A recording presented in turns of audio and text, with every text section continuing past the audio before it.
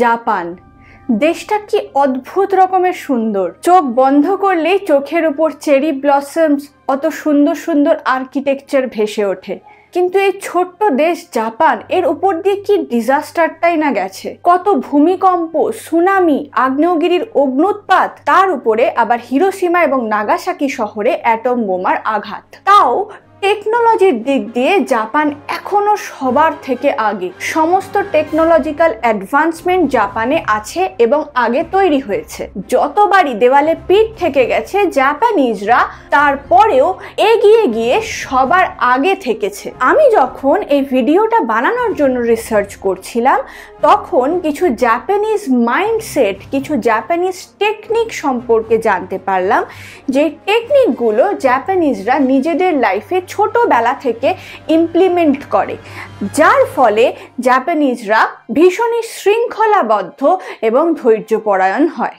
আর এর জন্য জাপানিজ ছেলে মেয়েরা পৃথিবীতে এত এগিয়ে থাকে। আজকে আমি এই ভিডিওতে 8খানা এমন পদ্ধতির কথা বলবো যেগুলো জাপানিজরা তাদের ডেইলি লাইফে ফলো করে, যেগুলো স্টুডেন্টদের ফলো করলে তাদের পড়াশোনায় খুব ভালো উপকার পাওয়া যায়। তাহলে চলো আর দেরি না করে প্রথম টেকনিকটা জেনে নিই। প্রথম টেকনিক হচ্ছে ইকিগাই। এই ইকিগাইয়ের ফিলোসফি অনুযায়ী প্রত্যেকটা জাপানিজ স্টুডেন্ট ছোট থেকে চেষ্টা করে তাদের নিজের মধ্যের পোটেনশিয়ালিটি খুঁজে বার করতে। অর্থাৎ সবাইকে যে পড়াশোনায় খুব ভালো হতে হবে সেটা কিন্তু নয়, কিন্তু প্রত্যেকের মধ্যে কিছু হিডেন ট্যালেন্ট থাকে যেগুলো খুঁজে বার করলে সে সেই দিকে শাইন করতে পারে। ইকিগাই কথার অর্থ হচ্ছে রিজন ফর বিইং।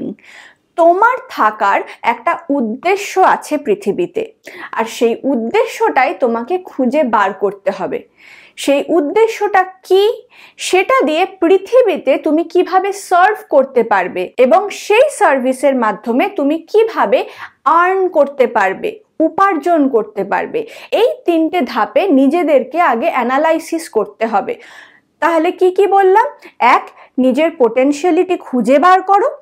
সেকেন্ড, সেই পোটেনশিয়ালিটি দিয়ে তুমি ওয়ার্ল্ডকে, পৃথিবীকে কিভাবে সার্ভিস দিতে পারবে, লোকজনকে কিভাবে সাহায্য করতে পারবে সেটা দেখো। আর থার্ড, সেই সাহায্যের মাধ্যমে তুমি কিভাবে উপার্জন করতে পারবে সেটা দেখো। এই পদ্ধতিটা জীবনের যে কোনো ধাপে ভীষণভাবে কার্যকরী। একবার যদি তুমি ফাইন্ড আউট করতে পারো যে তোমার পোটেনশিয়ালিটি কি, তাহলে তোমাকে সাকসেস পাওয়া থেকে কেউ আটকাতে পারবে না। এবার আসি সেকেন্ড টেকনিকে। সেকেন্ড টেকনিক হচ্ছে কাইজেন। কাইজেন কথার অর্থ হচ্ছে ছোট ছোট চেঞ্জ। অর্থাৎ ডেইলি তুমি যদি নিজেকে 1% ইমপ্রুভও করতে পারো না আগের দিনের থেকে, তাহলে মনে করবে ধীরে ধীরে ছোট ছোট স্টেপ ফেলে ফেলে তুমি একদিন অনেকখানি ইমপ্রুভ করতে পারবে। কাইজেন কথার অর্থই হচ্ছে কন্টিনিউয়াস ইমপ্রুভমেন্ট। তুমি একদিনেই কিন্তু চাইলে 100তে 100 পেতে পারবে না। হয়তো তোমার টার্গেট আছে পরীক্ষায় খুব ভালো রেজাল্ট করা বা ফুল মার্কস পাওয়া, কিন্তু তুমি একদিন পড়ে হঠাৎ করে বসে অথবা পরীক্ষার আগে 2 দিন পরেই তো সেটা পারবে না অ্যাচিভ করতে। তাহলে তোমাকে কি করতে হবে? সারা বছরই অল্প অল্প করে সেই সাবজেক্টটাকে বেশি করে পড়তে হবে। একদিনে জাম্প করে যে শিফট, সেইটাকে কাইজেন বলে না। কাইজেন মানে হচ্ছে প্রতিদিন তোমার গোলের দিকে অল্প অল্প করে ইমপ্রুভমেন্টের স্টেপস ফেলা। এই জাপানিজ ফিলোসফিটাকে ইউনিভার্সিটি অফ ক্যালিফোর্নিয়াও সাপোর্ট করেছে তাদের একটা রিসার্চ আর্টিকেলে, যে small tiny steps towards your success is much more easier to achieve than sudden drastic change. হঠাৎ করে তুমি কোনো কিছু সাকসেস পাওয়া বা লাইফস্টাইল চেঞ্জ করার থেকে এটা অনেক বেশি এফেক্টিভ ছোট ছোট স্টেপসে নিজের গোলকে অ্যাচিভ করা।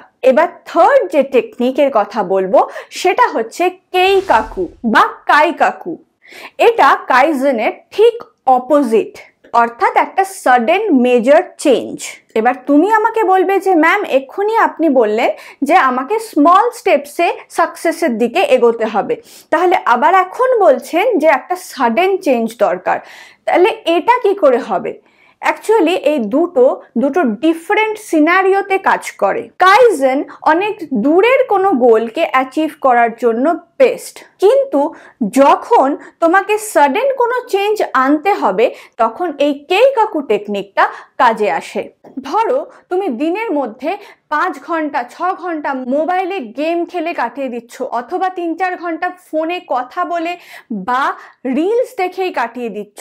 তো তোমাকে এটা বন্ধ করতে হবে তৎক্ষণাৎ বা ইমিডিয়েটলি, তা না হলে তুমি কখনোই বড় গোল কিছু অ্যাচিভ করতে পারবে না। তাই এই পদ্ধতিতে তোমাকে ডিসাইড করতে হবে যে তোমার কোন হ্যাবিট তোমাকে সাডেনলি চেঞ্জ করতেই হবে।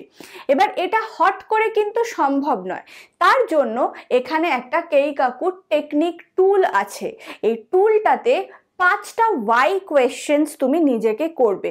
ধরো তুমি পড়তে বসেছো, সেই সময় তুমি ফোনটাকে দেখছো, তখন তুমি তোমাকে প্রথম নিজেকে প্রশ্ন করো যে কেন আমি এই মোবাইল ফোনটাকে ব্যবহার করছি পড়ার সময়। তখন সেটার উত্তর তুমি নিজেকে দাও।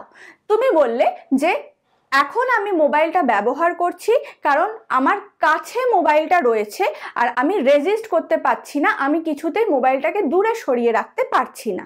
সেকেন্ড প্রশ্ন করো, কেন তুমি মোবাইলটাকে দূরে সরিয়ে রাখতে পারছো না? তখন তার অ্যান্সার তুমি দিচ্ছ যে হয়তো কোনো ইম্পর্টেন্ট কল বা মেসেজ আসবে আমার ফোনে, সেই জন্য আমি ফোনটাকে আমার সাথেই রাখছি। এখানে তুমি কোয়েশ্চেন করো যে কেন তোমাকে তোমার পড়ার সময় লোকে কল বা মেসেজ করবে। এর উত্তর হয়তো তোমার কাছে এটা যে তারা জানে না যে তুমি কখন পড়ছো বা না পড়ছো, কিন্তু সেটা তো তোমাকেই ডিসাইড করতে হবে, তোমাকেই বলে দিতে হবে তাদেরকে যে এই সময়টা তোমার পড়ার সময়, এই সময়টা যেন ডিস্টার্ব না করে। নেক্সট প্রশ্ন, কেন তুমি তোমার ফোনটাকে এয়ারপ্লেন মোডে রাখছো না? তার উত্তরে তুমি দিলে হ্যাঁ, এয়ারপ্লেন মোডে যদি আমি ফোনটাকে রাখি তাহলে তো আমার কোনো প্রবলেমই নেই, আমাকে কাউকে বলেও দিতে হবে না যে আমি এই সময় পড়ছি, আমার ফোনটা অটোমেটিক্যালি আউট অফ রিচ আসবে আর আমাকে কেউ ফোন করে বা মেসেজ করে পাবে না, তাহলে আমার সমস্যার সমাধান হয়ে গেল। নেক্সট প্রশ্ন, তুমি এয়ারপ্লেন মোডে রেখে তাও আবার বারবার কেন খুলে দিচ্ছ এয়ারপ্লেন মোডটা? কেন? কারণ তুমি তোমার কাছে ফোনটাকে রাখছো, তাই বারবার এয়ারপ্লেন মোডে থাকা সত্ত্বেও আবার এয়ারপ্লেন মোডটাকে তুমি নর্মাল মোডে নিয়ে আসছো। তার মানে তোমাকে কি করতে হবে, এই 5টা প্রশ্ন নিজেকে করে লাস্টের কনক্লুশনটাকে বার করতে হবে যে না, যে তুমি পড়ার সময় তোমার ফোনটাকে দূরে কোথাও রাখবে, এমন জায়গায় যেখানে হাতের কাছে তুমি ফোনটাকে পাচ্ছ না, অর্থাৎ ফোনটাকে বন্ধ করে বা এয়ারপ্লেন মোডে রেখে তুমি অন্য রুমের ড্রয়ারে রেখে দিয়ে আসছো, যাতে তোমার পড়ার সময় সেই ফোনটা তোমাকে কোনোভাবেই ডিস্ট্র্যাক্ট না করতে পারে। তো এই সাডেন চেঞ্জ সেটা তোমাকে খুঁজে বার করতে হবে যে তোমার লাইফে কিসের সাডেন চেঞ্জ এই মুহূর্তে দরকার। এরপরে আসি চতুর্থ টেকনিকে। চতুর্থ টেকনিক হচ্ছে ক্যানব্যান টেকনিক। এই ক্যানব্যান হচ্ছে তোমার কাজের একটা চার্ট, যেখানে তুমি একটা টু ডু লিস্ট বানাবে যে এই পড়া আমাকে পড়তে হবে। নেক্সট ওয়ার্ক ইন প্রোগ্রেস, আর থার্ড কলাম হচ্ছে ডান, অর্থাৎ টু ডু কাজ কি করতে হবে, ওয়ার্ক ইন প্রোগ্রেস সেই কাজের মধ্যে কতটা তোমার হয়েছে, আর যদি হয়ে যায় সেখানে ডানের জায়গায় তোমাকে টিক মার্ক করতে হবে। তাই তোমার যা সাবজেক্টস সেগুলোর প্রত্যেকটা টপিকের বা প্রত্যেকটা চ্যাপ্টারের এইভাবে তুমি একটা ক্যানব্যান চার্ট বানাও, যে ক্যানব্যান চার্টের মধ্যে তুমি কি কি কাজ তোমায় করতে হবে, কি কি পড়া করতে হবে। ধরো বইটা তোমাকে রিডিং পড়তে হবে, পড়াটা বুঝতে হবে, তারপর তার প্রিভিয়াস ইয়ার কোয়েশ্চেন সলভ করতে হবে, তারপর সেটাকে রিভাইজ করতে হবে, তবে গিয়ে তোমার কাজটা কমপ্লিট হবে, চ্যাপ্টারটা কমপ্লিট হবে। তবেই গিয়ে তুমি যদি এই 3টে স্টেপ করে থাকো তাহলে গিয়ে তুমি ডানে ক্লিক করবে, না হলে এই 3টে স্টেপের মধ্যে যেগুলো তোমার হয়ে যাচ্ছে সেগুলো তুমি ওয়ার্ক ইন প্রোগ্রেসের মধ্যে রাখবে। আর তারপরে যখন কমপ্লিট হয়ে যাবে, পুরো টুডুটাই কমপ্লিট হয়ে যাবে, ওয়ার্ক ইন প্রোগ্রেসটাও শেষ হয়ে যাবে কলাম, তুমি গিয়ে ডানে একটা টিক মারবে। এতে কি হবে, তোমার ভিজুয়াল স্যাটিসফ্যাকশন আসবে আর তুমি তোমার গোলের কাছে পৌঁছানোর জন্য অনেক বেশি রেডি থাকবে। তোমার কাছে পুরো ভিশন ক্লিয়ার থাকবে যে তোমাকে এই এই কাজ করতে হবে, এই এই কাজ তোমার করা হয়ে গেছে এবং এই এই কাজ করা আরো বাকি আছে। এই পুরো জিনিসটা জাপানিজরা তাদের ডেইলি লাইফে, সেটা অফিস হোক বা স্কুল হোক, প্রত্যেকে ফলো করে। আর এই সুন্দর পদ্ধতিটার নাম হচ্ছে ক্যানবান পদ্ধতি। নেক্সট 5 নাম্বার টেকনিক, এটা খুবই ইন্টারেস্টিং একটা টেকনিকটার নাম হচ্ছে ইনেমুরি। এই পদ্ধতিতে ধরো তোমার স্কুলে ক্লাস চলাকালীন তোমার খুব ঘুম পাচ্ছে বা কাজে অফিসে বসেও তোমার খুব ঘুম পাচ্ছে, তুমি ডেস্কে মাথা রেখে ঘুমিয়ে পড়তে পারো। কেউ তোমাকে বকবে না, টিচার এসে তোমাকে তুলে দেবে না যে কেন তুমি ঘুমাচ্ছ। জাপানিজদের এই স্লিপিং টেকনিকটাকে বলা হয় ইনেমুরি বা পাবলিক স্লিপিং প্রসেস। এর মাধ্যমে তুমি ঘুমন্ত অবস্থাতেও তোমার কাজে প্রেজেন্ট আছো, তোমার শরীর এখন ঘুম ডিমান্ড করছে, তাই তুমি ঘুমাচ্ছ এবং জাপানিজরা এটাকে ভীষণই সম্মানের চোখে দেখে। তাদের কাছে বাসে ট্রেনে ঘুমিয়ে পড়াটা বা স্কুলের ডেস্কে মাথা রেখে ঘুমিয়ে পড়াটা কোনো লজ্জার বিষয় নয়, কিন্তু অবশ্যই ঘুম থেকে জাগার পরে তোমাকে তোমার কাজে আবার খুবই অ্যাটেন্টিভলি ফেরত আসতে হবে। আর ঘুমিয়ে পড়াটা যেন তোমার ল্যাথার্জি থেকে না আসে, তোমার লেজিনেস থেকে না আসে, ঘুমানোটা যেন তোমার বডির ট্রু ডিমান্ড হয়। 6 নাম্বার টেকনিক হচ্ছে শোশিন। এই শোশিন মানে হচ্ছে বিগিনার্স মাইন্ড, অর্থাৎ তুমি যাই পড়ো না কেন সেটা একদম বিগিনার লেভেল থেকে পড়ো। মানে তোমার মাথাকে একদম পরিষ্কার রেখে যখন কিছু জানছো সেটা একদম বাচ্চাদের মতন কিউরিওসিটি দিয়ে পড়ো বা জানো, খুব মন দিয়ে যে হ্যাঁ আজকে আমি নতুন কিছু শিখবো, সেই মাইন্ডসেট থেকে পড়ো। এবারে তুমি আমাকে বলবে যে ম্যাম আমি তো রিভাইজও করি, অনেক সময় পুরনো জিনিসও পড়ি, তাহলে আমি কি করে সেটা বিগিনার লেভেল থেকে পড়বো? সেই ক্ষেত্রে জাপানিজরা বলে যে তুমি আগে যাই পড়েছো সেটার মাথায় রেখে সেই এক্সপার্টিস দিয়ে তুমি পড়তে বসো না নতুন জিনিস। যখন তুমি পুরনো জিনিসটা রিভাইজ করবে তখন এই টেন্ডেন্সিতে পড়ো যে আমি আবার নতুন কিছু শিখব, আমি আগে যা জেনেছি তার থেকেও নতুন কিছু আমি আবার পড়লে আবার জানতে পারবো। তার ফলে স্টুডেন্টরা যতবারই রিভাইজ করে ততবারই নতুন কোনো টপিক তাদের মধ্যে কিউরিওসিটি জেনারেট করে এবং তার ফলে তারা পড়াটাকে আরো ভালোভাবে আরো মন দিয়ে পড়তে পারে। এই টেকনিকের মাধ্যমে বলা হয় যে মানুষ যেন অলওয়েজ রেডি টু লার্ন থাকে, অর্থাৎ সব সময় নতুন কিছু শেখবার আগ্রহ যেন তার মধ্যে থাকে, মাইন্ড যেন ওপেন হয়। তুমি ওপেন মাইন্ড সবকিছু অ্যাকসেপ্ট করো, কিন্তু অন্ধবিশ্বাস নয়, সেটাকে ভেরিফাই করে নিতে পারো। ধরো আমি যে তোমাকে এই টেকনিকগুলো বলছি প্রত্যেকটাই তুমি সার্চ করে নিজের মতন করে রিসার্চ করে দেখে নিতে পারো যে এগুলো সঠিক কিনা, কিন্তু তোমাকে আগে সেটা শুনতে হবে, জানতে হবে, সেটা তোমার ক্ষেত্রে অ্যাপ্লাই করার চেষ্টা করার জন্য তোমাকে সেটাকে গ্রহণ করতে হবে মাথায়, তবে তো তুমি সেটা যাচাই করবে। তুমি যদি প্রথমেই গ্রহণ করা বন্ধ করে দাও তাহলে তো তুমি কোনো কিছু নতুন শিখতে পারবে না, তাই না? এই পদ্ধতিতে সব সময় বলা হয় যে নতুন কিছু শেখার তাগিদ যেন সব সময় তোমার মধ্যে থাকে, সেটা তুমি পুরনো কিছু কাজ করলেও সেই মাইন্ডসেট যেন তোমার থাকে যে তুমি পুরনো জিনিস থেকে নতুন কিছু শিখতে পারবে। আর এর মাধ্যমে পড়াশোনা যখন তুমি করবে, কোনো একটা প্রবলেমের সলিউশন যখন তুমি করবে, সব সময় নতুন কোনো ইনোভেটিভ আইডিয়া, ক্রিয়েটিভ আইডিয়া তোমার মাথায় আসতে পারবে। যদি পুরনো এক্সপার্টিস দিয়ে তুমি আবার একটা প্রবলেম সলভ করো, তুমি আগের এক্সপার্টিসেই কিন্তু তার সলিউশন বার করার চেষ্টা করবে, তাই না? কিন্তু নতুনভাবে ভাবার ক্ষমতা সেটা এই পদ্ধতির মাধ্যমেই জেনারেট হয়। নেক্সট 7 নাম্বার টেকনিক হচ্ছে ওয়াবি সাবি। ওয়াবি সাবি কথার অর্থ হচ্ছে অ্যাকসেপ্টিং দ্য ইমপারফেকশন। কোনো কিছুই কিন্তু পারফেক্ট হয় না পৃথিবীতে, কেউই কিন্তু পারফেক্ট হয় না। তোমার ইমপারফেকশনটাকে তোমাকে অ্যাকসেপ্ট করতে জানতে হবে। সবাই কিন্তু 100-এ 100 পাওয়ার মতন স্টুডেন্ট হয় না। একটা গল্প নিশ্চয়ই শুনেছো, একটা রেসে একটা কচ্ছপ দৌড়াচ্ছে আবার একটা খরগোশ দৌড়াচ্ছে। তো তো খুব স্বাভাবিকভাবেই তো খরগোশটা জিতে যাবে, কারণ খরগোশ তো অনেক জোরে রান করে, তাই না? কচ্ছপ জিততে কখনোই পারবে না। খরগোশ না হয় ঘুমিয়ে পড়েছিল, সব সময় তো আর খরগোশ ঘুমিয়ে পড়বে না, তাই কচ্ছপের জেতার চান্স কিন্তু থাকে না। তাই কচ্ছপ কেন জিততে পারছে না সেই দিকে যদি কচ্ছপ ভাবতে বসে, তাহলে তো কচ্ছপ কোনোদিনই জিততে পারবে না। এদিকে কচ্ছপ যে এত বেশি বছর বাঁচে, খরগোশ তো অত বেশি বছর বাঁচে না, তাই কচ্ছপের পোটেনশিয়ালিটি কিন্তু অন্য দিকে আছে।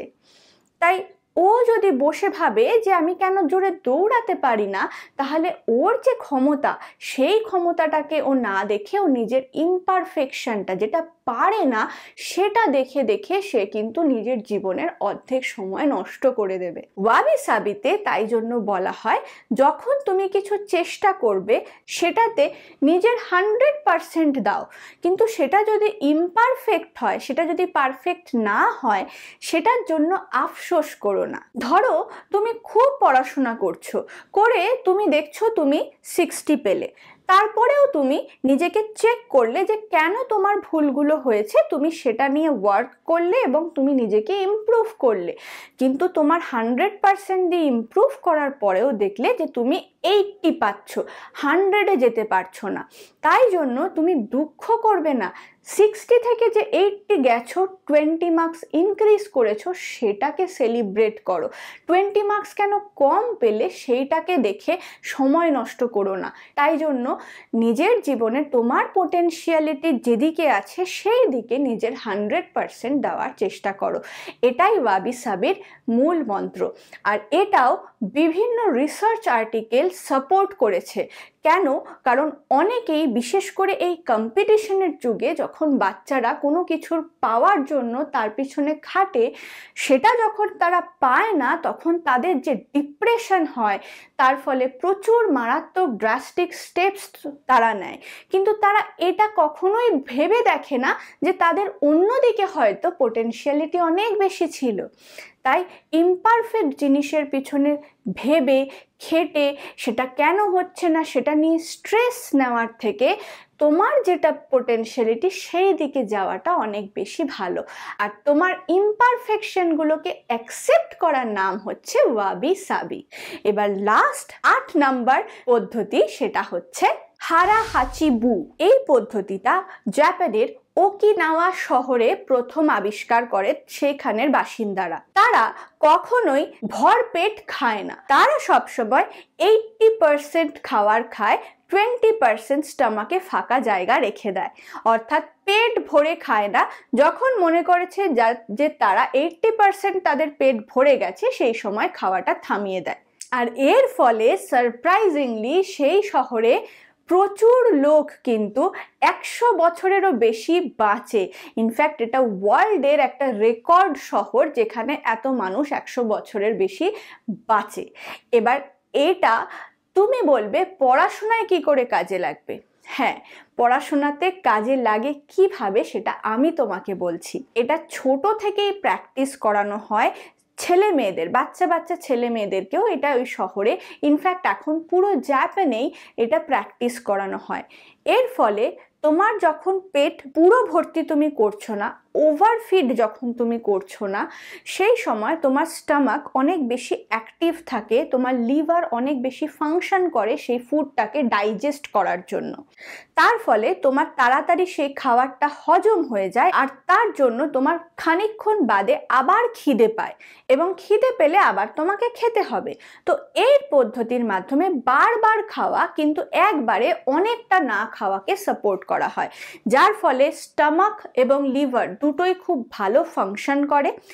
আর খাওয়ার পরের যে লেথার্জি, তুমি ভরপেট খেলে একটা ঘুম পায় না, তুমি ক্লাসে এক গাদা টিফিন খেলে টিফিনের পরের ক্লাসগুলোতে চোখ একদম বন্ধ হয়ে আসে না, তো এইটাকে হতে দেয় না, যার ফলে তারা কাজেও অনেক বেশি অ্যাক্টিভ থাকে। তুমি দিনে 5 বার বা 4 বার মিল নিচ্ছ, প্রত্যেকটা মিলের পরে যদি তোমার টায়ার্ড লাগে, লেজি লাগে, ঘুম পায়, তাহলে তুমি তোমার দিনের বাকি কাজগুলো কিভাবে প্রোডাক্টিভলি করতে পারবে না। সেই কারণেই এই পদ্ধতি। এর ফলে সবার হেলথের বেনিফিট তো হচ্ছেই, তার সাথে মাইন্ডও শার্প থাকছে, তার সাথে লেজিনেসও কেটে যাচ্ছে। তাহলে এই 8খানা পদ্ধতির মধ্যে তোমার ফেভারিট কোনটা লেগেছে? ইনামুড়ি সবারই ফেভারিট লাগবে সেটা জানা কথা, কিন্তু তাও বাকিগুলোর মধ্যে তোমার ফেভারিট কোনটা সেটা তুমি কমেন্ট সেকশনে জানাও। অ্যাকচুয়ালি কোনো কিছু লিখলে সেটা তোমার মাইন্ডেও অনেকক্ষণ থেকে যায়, আর তুমি চেষ্টা করবে সেইগুলোকে অ্যাপ্লাই করা নিজের লাইফে। তাই জন্য অবশ্যই কমেন্ট সেকশনে আমাকে কমেন্ট করে জানিও যে তুমি কোনগুলো এর মধ্যে ইমপ্লাই করতে চলেছো নিজের জীবনে। আই হোপ ভিডিওটা তোমাদের খুব ভালো লেগেছে। যদি ভালো লাগে একটা লাইক অবশ্যই করে দেবে, আর ভিডিওটা বন্ধুদের সাথে শেয়ার করতে পারো। তাহলে চলো দেখা হবে আবার পরবর্তীকালে এরকমই কোনো একটা ইন্টারেস্টিং ইউজফুল ভিডিওতে, যেখানে আমি অদিতি ম্যাম তোমাদেরকে পড়াশোনার জন্য হেল্প করব। See you in the next video.